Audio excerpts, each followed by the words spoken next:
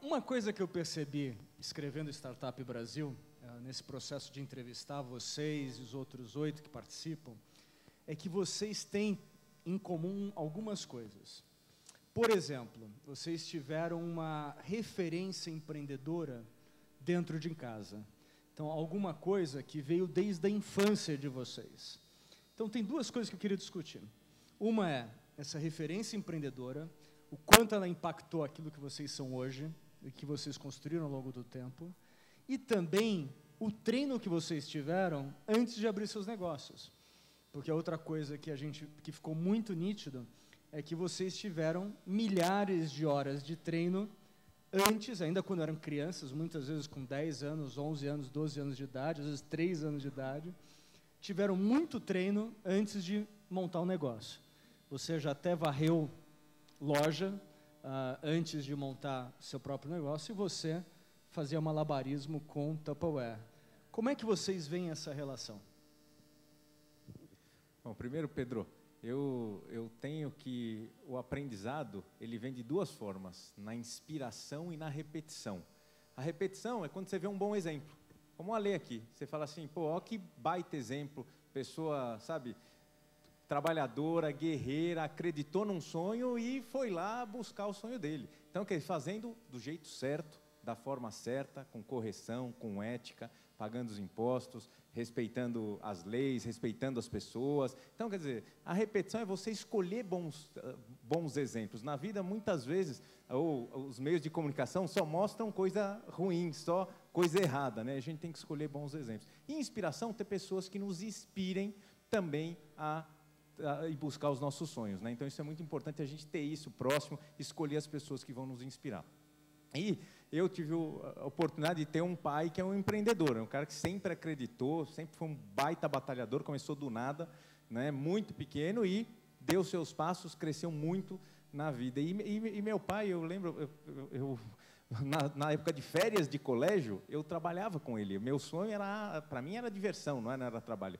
12, 13 anos de idade, 14 anos, ele tinha uma loja, né, uma loja pequena, mas que foi crescendo, e eu ia lá trabalhar. E um dia ele chegou, né, e falou assim, vamos, essa história que o Pedro falou, precisamos limpar a loja, que era sábado, 7h30 da manhã, né, tinha trabalhado na sexta até meia-noite, e de repente falei, tá bom, pai, vamos achar alguém, deixa eu achar alguém para varrer. Ele falou, não, pegou 2 vassouras, falou, vamos começar a varrer.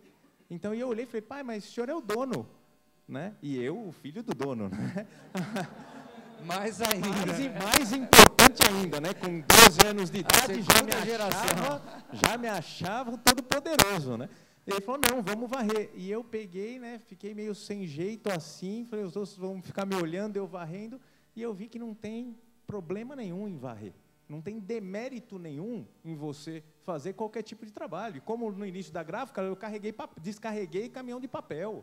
Entendeu? Ajudei a fazer intercalação manual de madrugada, porque precisava entregar um trabalho, e, enfim. Então, não tem demérito nenhum. Tem demérito é você fazer coisa errada, você enganar os outros. E isso sim é demérito. Agora, se fazer as coisas, é 0 de demérito. Então, enfim, acho que então, esse exemplo foi muito importante eu ter dentro de casa um pai que tivesse essa característica, e tive a felicidade de ter grandes aprendizados como esse de varrer a loja, de escutar ele negociar. Sempre ele me chamava quando estava fazendo qualquer tipo de negociação, vem escutar, e eu ficava com um papelzinho, você imagina, 14, 15 anos de idade, anotando, pai, por que o senhor falou isso? Por que você não falou desse jeito? Ele me explicava. Então, acho que eu tive essa oportunidade dentro de casa que eu considero aí que foi muito válida para mim. E você, Ale? Eu também tive a minha mãe, tenho, graças a Deus, ainda a minha mãe, que ela foi uma grande referência, porque eu era muito pequeno, meu irmão tem 4 anos a mais, ele já ia para a escola, eu ainda não, e a minha mãe era vendedora porta a porta, da Avon, da Tupperware, e ela fazia aquela reunião com as mulheres na casa de uma das clientes, e naquela época o copo hermeticamente fechado era novidade, né? Então enchia d'água, a senhora lembra, né? Tampava assim o copo e jogava para cima alguém para mostrar que o copo, quando caía, a água não saía.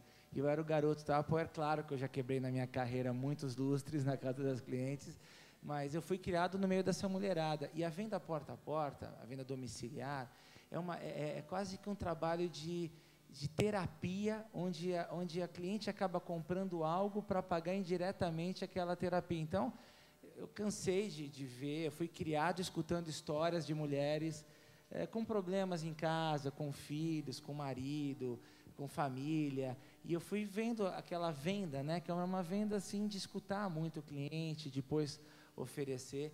Então, sem dúvida nenhuma, foi muito importante ter convivido aí com a minha mãe vendendo.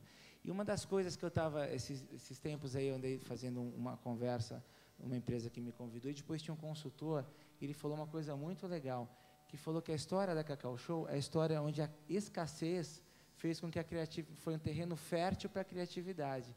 Isso foi na nossa vida assim, quer dizer, a gente teve também essa infância simples, aos 15 anos eu não tinha uma bateria que eu queria ter, porque eu sempre gostei da música, e isso foi me dando muita força de vontade para construir, para conquistar, né? As coisas que a gente não teve, foi o que eu transformei em vontade, em garra para conseguir. E o engraçado disso é que a semana passada eu ganhei uma bateria da minha mãe, de presente de 40 anos, foi muito legal. Me diz uma coisa, a gente vive num país de oportunidades, mas a oportunidade que não é trabalhada de maneira correta, ética, ela pode se tornar algo que não é lícito. Eu vejo que os grandes empresários tiveram uma trajetória muito mais ética, muito mais profunda no sentido de fazer aquilo que é certo. Como é que vocês veem esse tema entre aqueles que crescem a custas de impostos sonegados, de CLT não registrada e assim por diante, como estava falando da Lojas Brasileira e o Mapping, né, a diferença entre dois empresários, um que faliu e quis pagar todas as dívidas versus o outro que acabou deixando as dívidas para os seus fornecedores. Como é que você vê isso, Ale? Agora eu vou causar, hein? Vou falar.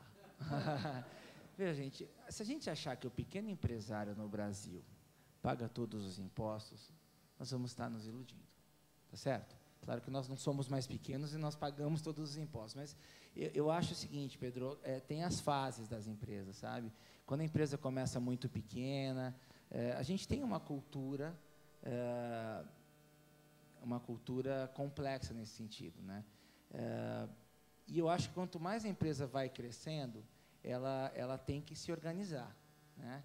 E acho que tudo tem o seu tempo, né? Hoje nós somos uma empresa de médio, eu acho pequena ainda, mas já dizem de médio grande porte, eu ainda acho uma empresa pequenininha. E somos absolutamente corretos com tudo que nós fazemos. E o importante... Não quer dizer que sempre foi assim, né? Eu quero dizer que nem sempre foi assim, né? Já faz muito tempo, e acho que isso é natural. O importante é que você tenha a consciência do momento que você vive. Tem uma pessoa que sempre me aconselhou muito, que eu tenho muito respeito, que é o Pedro Paz da Natura, né? E teve um momento lá, 12 anos atrás, que ele falou: Alexandre, para crescer, tem que se organizar, né? 2 aprendizados que foram muito importantes. Outra coisa, vai ficar mais complexo, não tem jeito. A gente lá vive trabalhando para deixar tudo simples, mas não tem jeito. A empresa com 1.050 funcionários só na fábrica, 4.000 vendedoras no Brasil toda. Então, eu acho, Pedro, que a gente precisa de entender o nosso papel e fazer de uma forma que você consiga fazer de forma sustentável, né? Agora, existe uma diferença entre você nascer na oportunidade e outra é você continuar nessa oportunidade, ou seja, você não ter a médio e longo prazo uma visão de que você vai chegar no estágio que você chegou. Então, talvez seja isso que eu queria colocar.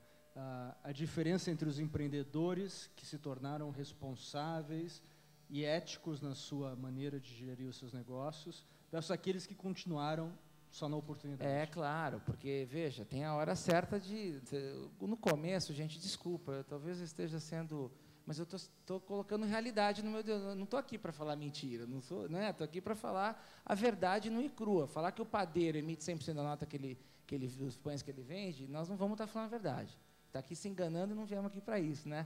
Então, eu acho que é importante, cada momento, você ter consciência do momento que você vive e fazer as coisas da forma certa para aquele momento.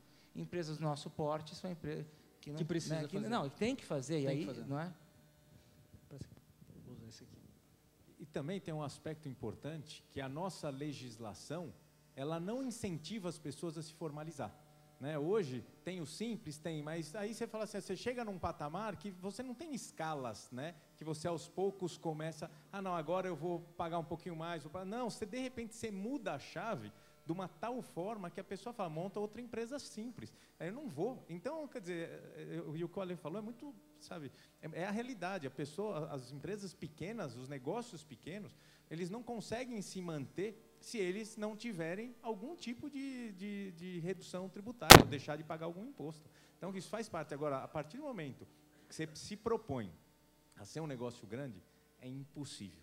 Você tem que se organizar, tem que ser 100% formal, tem que, até porque você é grande, você é vitrine, e você chama absurdamente fiscalização. Então, não tem jeito, e você perde o controle. No negócio pequeno, você está olhando tudo, todas as contas, está tudo perto. Eu conhece o nome de todos os colaboradores, nome da esposa, dos filhos. O negócio cresce, são pessoas que vão estar tomando decisão, e você vai ter que estar formando pessoas para fazer as coisas certas, né? Então, ir checando isso e avaliando isso no dia a dia. Gente, a gente está chegando perto do término aqui desse painel, mas a gente quer abrir para perguntas e respostas. Mas antes disso, eu queria que vocês falassem, quais foram as grandes coisas que fizeram vocês virarem grandes empreendedores? Ou seja, quais foram aquelas características, aquelas dicas, aqueles ensinamentos que realmente fizeram de vocês empreendedores que deram muito mais certo do que muitas outras empresas que foram fundadas na mesma época? O que você diria, Marcos? Bom, para sair do commodity, né? Sem falar de que o impossível é apenas aquilo que você não se predispõe a fazer. Nem que tem que ter determinação. Não, tem que ser as coisas... Então, vamos lá. Vou bater nesse ponto da correção, sabe? Porque nome, a gente só tem um.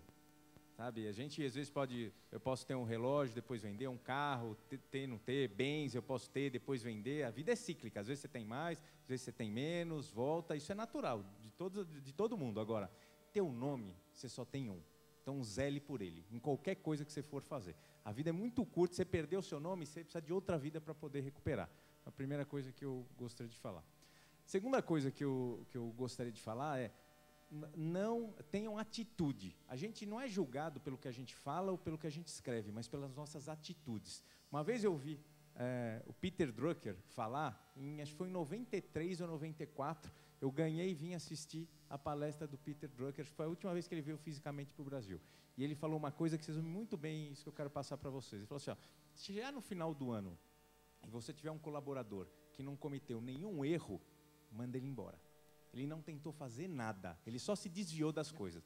Aquele cara que a gente tem a sensação que só acerta, é aquele cara que ele não serve para o nosso negócio. Se tiver uma pessoa que ela teve 90 acertos e 10 erros, esse você promove, porque é uma pessoa que teve 100 atitudes, ele se arriscou em 100 coisas e acertou muito mais do que errou. E se você tiver uma pessoa que acertou 50 e errou 50, avalia se você está dando a missão certa para ela ou se ela é a pessoa certa para atender até aquela tua expectativa. Então, e errar é natural do negócio. Agora, o que a gente tem que fazer é ter decisões, ter coragem de tomar decisão, ter coragem de tomar decisão grande e, quando errar, corrigir rápido. Não ficar insistindo no erro. O próprio Marcel Telles falou isso também num outro dia.